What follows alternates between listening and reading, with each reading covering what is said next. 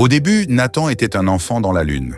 À l'école, son esprit vagabondait bien plus souvent que ses yeux ne suivaient le tableau. Mais un jour, pour son anniversaire, un ami lui offrit un drôle de cadeau, un vieux jeu d'échecs. Nathan ne le savait pas encore, mais cette boîte allait changer sa vie. C'est son père qui lui a appris à jouer aux échecs.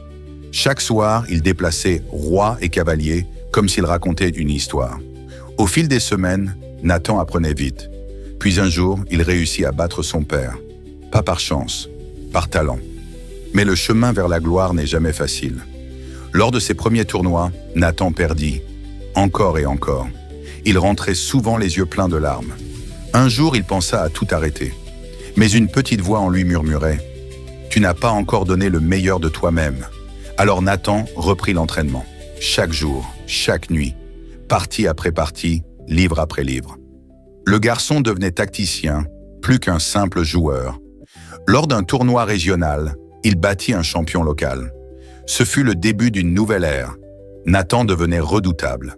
Mais un nouveau défi l'attendait. Magnus, un prodige norvégien invaincu. Leur style était opposé, calme contre tempête. Le match dura des heures. Nathan réfléchissait à son prochain coup, la main suspendue au-dessus du roi. Puis, lentement, il le déplaça. Silence. Puis Magnus tendit la main. Nathan avait gagné, champion du monde. Nathan rentra chez lui, non seulement champion, mais aussi porteur d'un message. Peu importe combien de fois on tombe, ce qui compte, c'est de toujours se relever.